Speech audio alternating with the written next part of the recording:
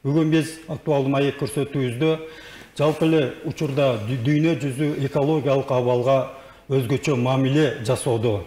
Мунун алдын алуу жана бүгүнкү күндө Кыргызстанда, анын ичинде Баткен областыбыздагы экологиялык абал кандай жана кандай болуп жатат деген теманын алкагында бүгүн биз студиябызга жаратылыш ресурстары, экология жана техникалык көзөмөл министрлигинин Баткен регионалдык башкармалыгынын башчысы Маматалиев Азатбек Ламидиновичти чакырганбыз. Саламатсызбы? Саламатсыздарбы? Азатбек Ламидинович, биздин студиябызга кош келипсиз. Чуу эле дегенде баштасак, мына президентибиз тоо экосистемалардын өңгүлөрдү жана жаныбарлардын өзгөчө түрлөрүн сактоо боюнча биргелешкен аракеттерге чакырган. Бул багытта кандай иш пландар аткарылып жатат? Же болбосо кандай иш пландарды алдыга койдуңуздар? Сөзүбүздү, маегибизди мына ушундан баштасак. Саламатсыздарбы, урматтуу телекөрүүчүлөр? Саламатсыздарбы, Баткен облусунун тургундары? Туура айттыңыз, бизде ушул тоолуу аймактарды даңазалоо максатында таза тоолор акциясын бизде колдоп келе жатат.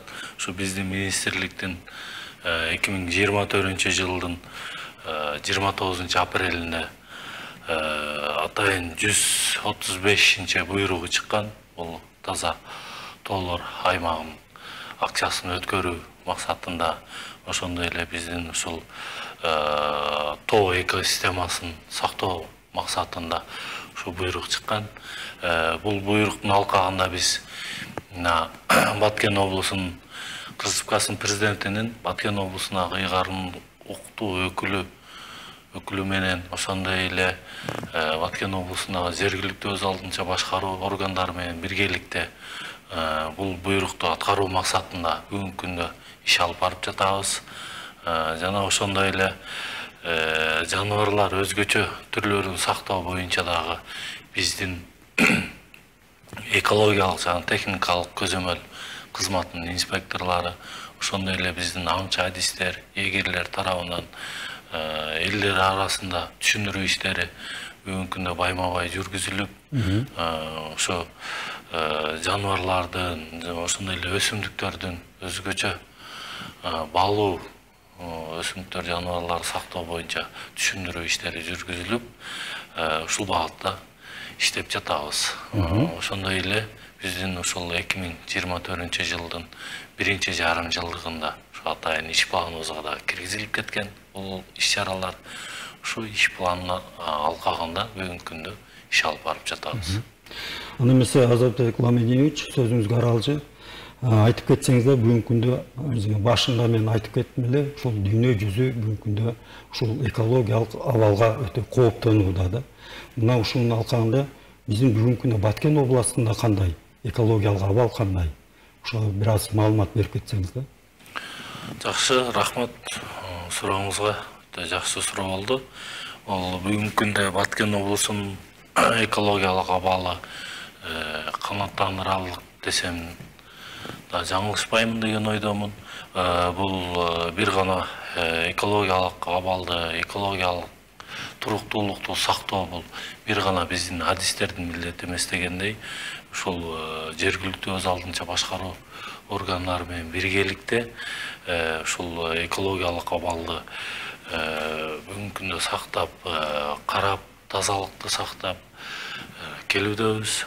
Ошондой эле экологиялык абалыбыз мына өзүңүздөргө белгилүү болгондой биздин министрликтен атайын ушул комиссия түзүлүп, ушул Баткен облусунун экологиялык абалын, атмосферанын, ошондой эле таштандылар боюнча дагы бир топ адистер келип, Баткен облусунда бир катар көрүп, жеринде көрүп, экологиялык абалдар менен таанышып, бүгүнкү күндө ушул жергиликтүү бийлик органдарына, ошондой эле биздин тиешелүү адистерге тапшырмалар берилип, ушул экологиялык абалды турукташтыруу, ушул темпте кармоо максатында талаптар коюлуп, тапшырмалар бүгүнкү күндө аткарылууда. Ошондой эле мындан ары дагы 2024-2-жарым жылдыгына дагы мен ишенип кетем. ушул ишендирип кетем. Баткен облусунун экологиялык абалы туруктуу болот деген ойдомун.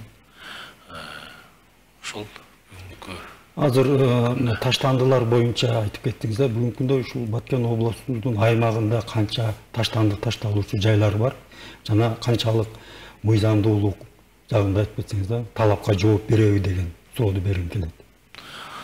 Туура, жакшы суроо бердиңиз.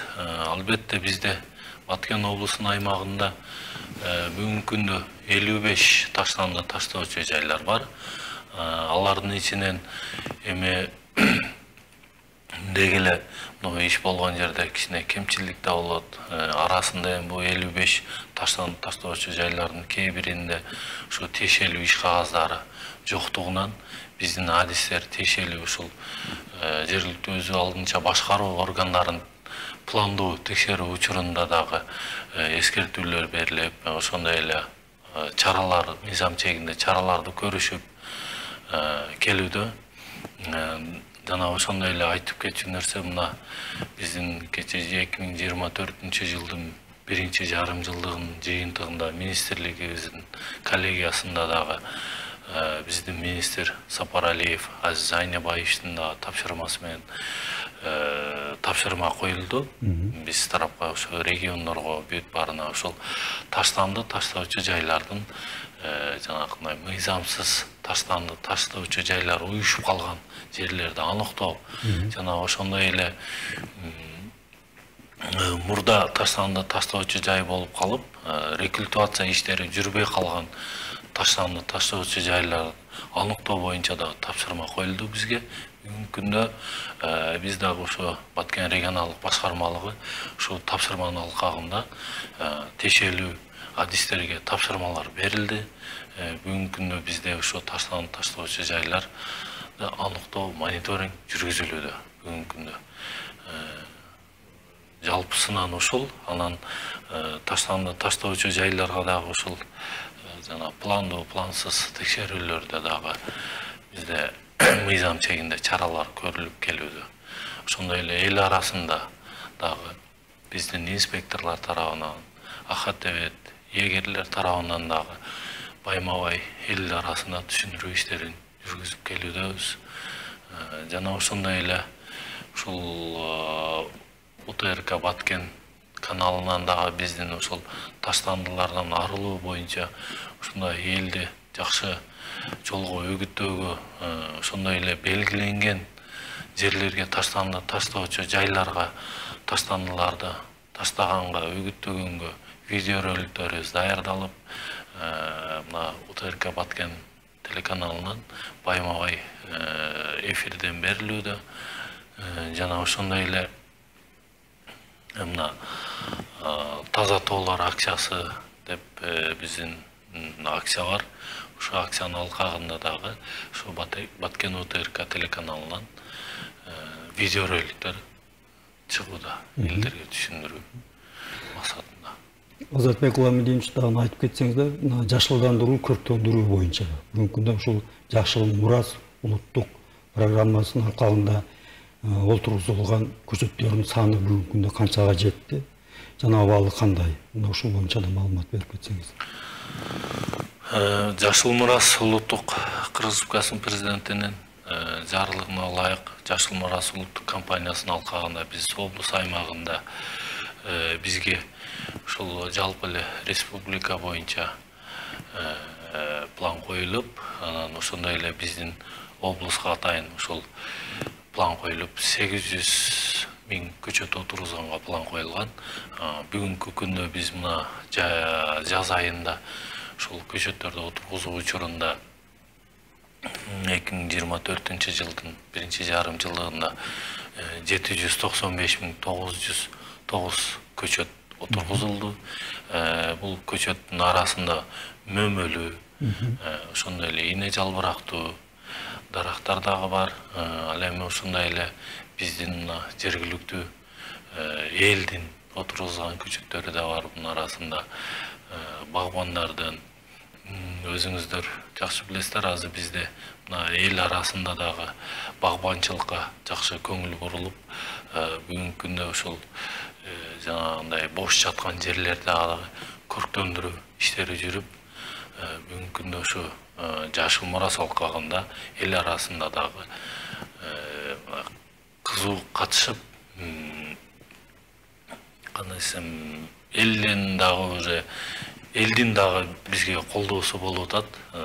Ошондой эле мына биздин жергиликтүү бийлик органдары, айыл өкмөттөр, райондук мамлекеттик администрациялар, Баткен облусунун ыйгарым өкүлүнүн аппараты тарабынан ушулар менен биргеликте ушу Жашыл Мурас алкагында иш алып барып жатабыз.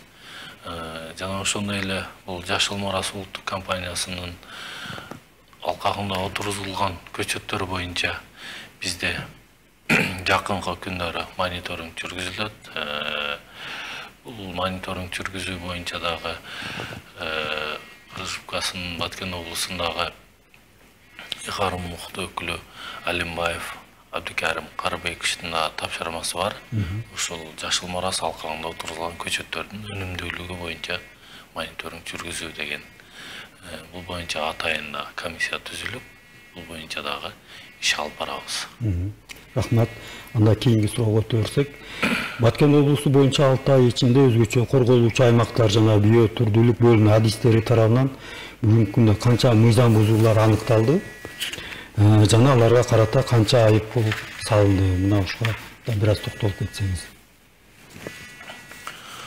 Биздин Баткен облусу боюнча 2024-жылдын январь айынан июнь айына чейин экологиялык жана техникалык көзөмөл кызматынын инспекторлору тарабынан жалпысынан 38 протокол түзүлүп, 519.100 айып пул салынып,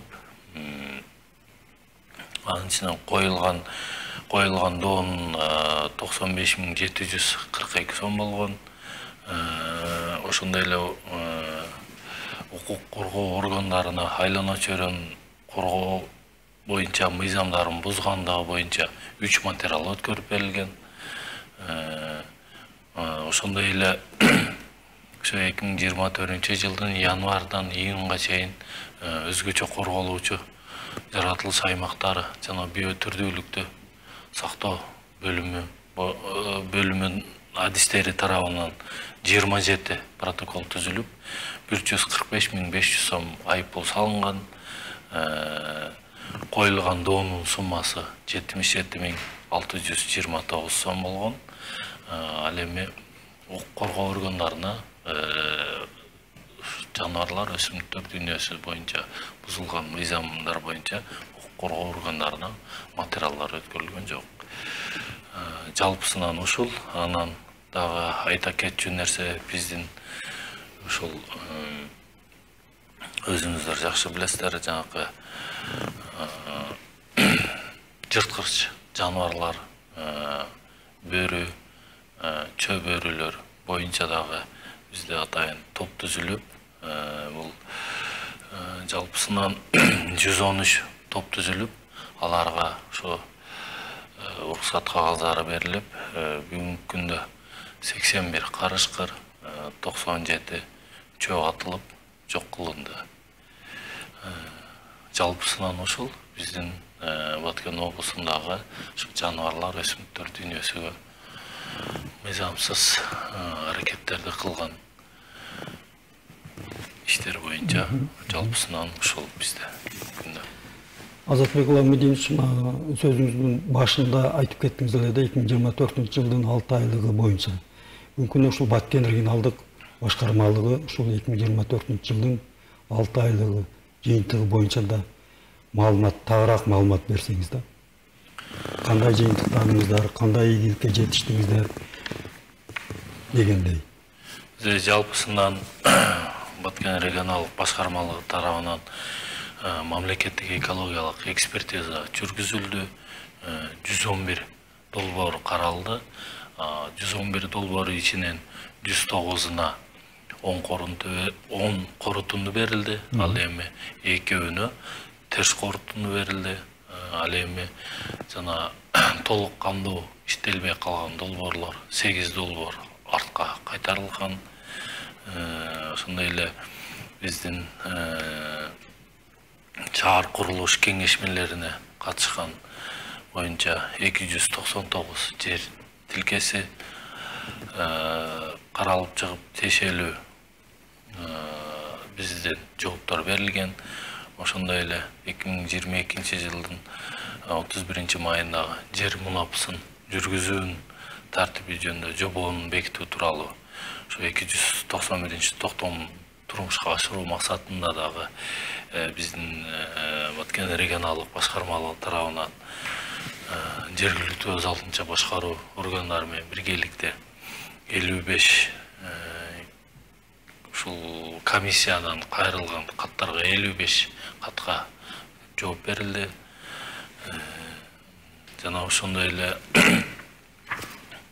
биздин ушул Баткен регионалдык башкармалыгынын айлана чөйрөнүн булгаганлыгы үчүн атайын бизде төлөмдөр бар. Ошол төлөмдөр боюнча дагы бизде 2 миллион 467 миң сом акча каражаты 6 ай ичинде өндүрүлдү.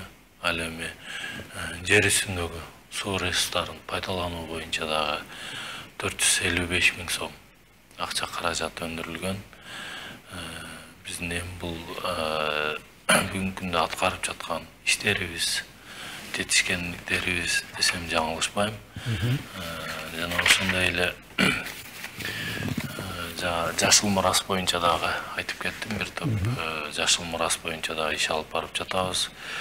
Ошондой эле биздин президентибиздин 2023 жылдын 29 декабрында ак илбирс Кыргыз Республикасынын улуттук символу деп тануу жөнүндө жарлыгы чыккан.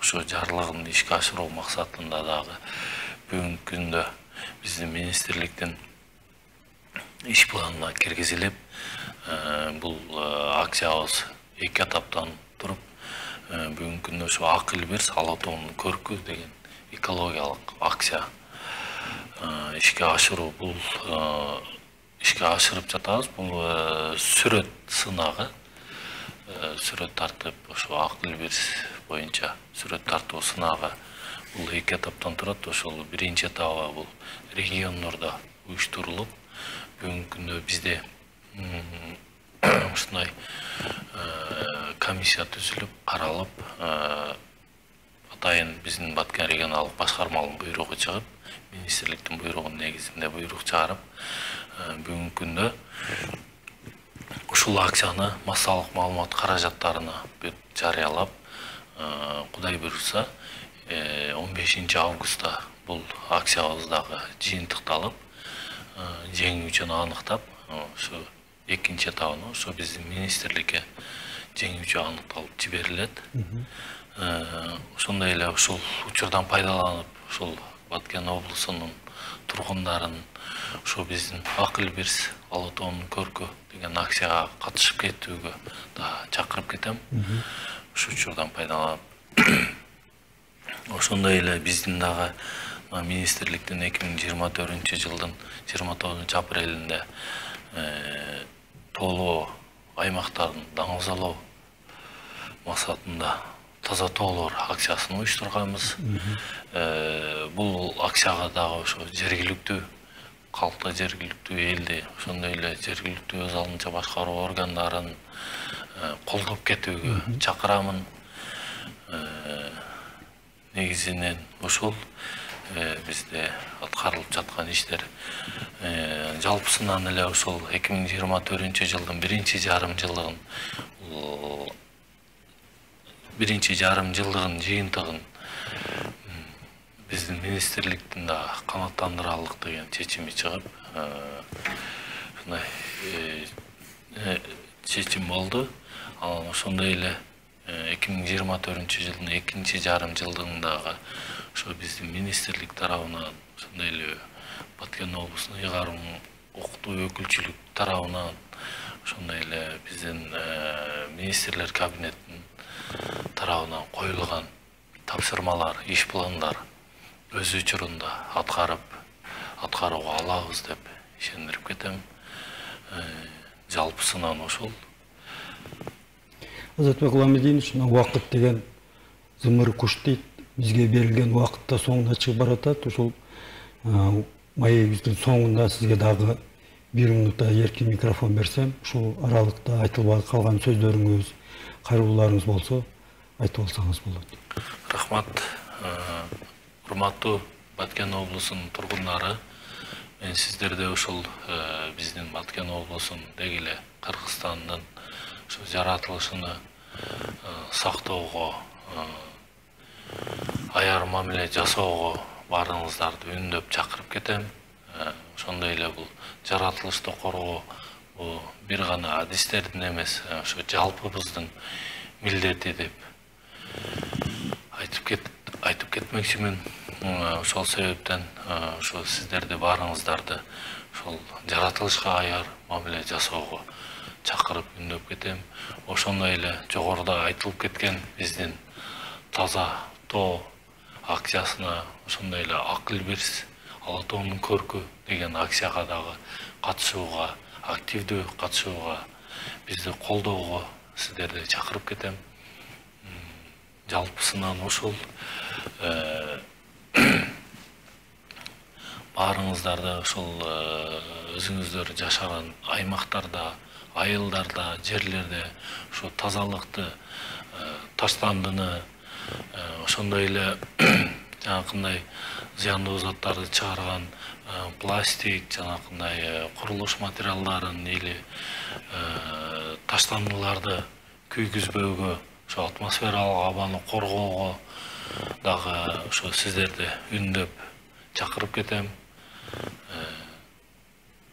Негизинен ушул.